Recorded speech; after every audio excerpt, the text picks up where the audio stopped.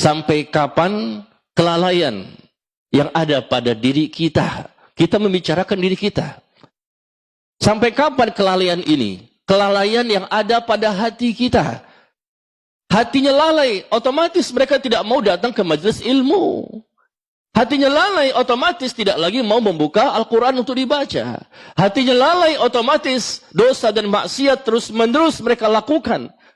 Tidak ada pembentengan yang kuat untuk bisa menjauhi segala bisikan syaitan dan keinginan hawa nafsu. Karena kita berdosa di muka bumi ini akibat dua sebab. Siapapun manusianya yang berbuat dosa di muka bumi karena dua sebab. Karena bisikan, gangguan, kehadiran syaitan dari jenis manusia dan jin. Yang kedua penyebabnya adalah karena hawa nafsu. Kita semua manusia punya hawa nafsu. Kita bukan malaikat. Dan hukum asalnya hawa nafsu adalah selalu mendorong manusia ke arah kejahatan dan bukan. Hukum asalnya. Kecuali hawa nafsu yang Allah rahmati.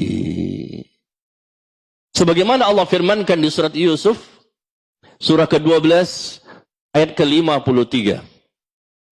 Inna nafsa la'ammaratun bisu' illa ma rahima rabbi. Sesungguhnya hawa nafsu itu, kata Allah, selalu mendorong manusia ke arah keburukan, kejahatan, kemungkaran, dan dosa serta maksiat. Itu hukum asalnya. Allah menyatakan demikian. Kecuali hawa nafsu manusia yang Allah rahmati. Sehingga hawa nafsu itu selalu mendorong manusia ke arah kebaikan, ke arah keridhaan Allah, ke arah semangat untuk beribadah, ke arah positif yang sesuai dengan syariat yang telah ditentukan oleh Allah dan Rasulnya sallallahu alaihi wasallam. Dua perkara ini, syaitan dan hawa nafsu, penyebab manusia berbuat dosa dan menjadi lalai. Lalai hatinya, akhirnya melakukan kesyirikan. Lalai hatinya, akhirnya melakukan kebid'ahan. Lalai hatinya, akhirnya melakukan berbagai macam dosa apapun.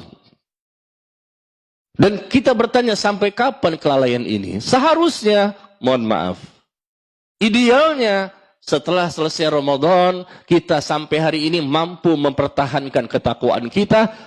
Mudah-mudahan sampai Ramadan tahun yang akan datang, bahkan ketakwaan kita pertahankan sampai akhir hidup kita. Tapi ternyata, mohon maaf, tidak sedikit mungkin kita termasuk. Tapi kita melihat orang lain juga demikian. Satu persatu korban berjatuhan. Selesai Ramadan, iman pun semakin menurun. Benar? Selesai Ramadan, semangat untuk beribadah pun semakin menurun. Selesai Ramadan, semangat untuk mendatangi majelis ilmu, belajar lagi semakin menurun. Seolah-olah bahwa ibadah kemarin Ramadan itu sudah diterima, sudah jelaslah surganya. Ini bukan sifat orang bertakwa. Berarti kalau ada perasaan ujub, bangga dengan amal yang telah dilakukan, dipastikan dia bukan orang bertakwa. Dia ujub. Ujub berarti tidak ikhlas. Dan tidak mungkin orang bertakwa tidak ikhlas. Bukan berarti orang bertakwa tidak punya dosa. Hanya saja orang bertakwa itu tidak akan mau melakukan dan tidak pernah mau melakukan dosa-dosa besar yang berjumlah 100. Ada 100 contoh dosa besar. Syirik, membunuh, berzina, minum khamr, berjudi, korupsi, dan lain-lain. Ada 100 contoh dosa-dosa besar. Orang yang berhasil sukses Ramadannya, dia bertakwa, tidak lalai hatinya, tidak mungkin melakukan perbuatan dosa besar. Yang jumlahnya 100 tersebut. Adapun dosa kecil, orang bertakwa berusaha maksimal untuk memperkecil tingkat dosa kecil. Allahu Akbar. Memperkecil tingkat dosa kecil.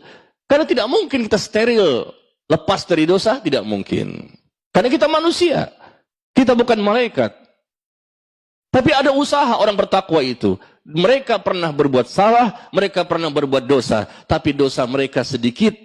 Dan mereka berusaha maksimal, mati-matian, habis-habisan untuk selalu mendapatkan cintanya Allah, ampunan Allah, ridhonya Allah, dan keberkahan hidup di dunia, selamat di akhirat.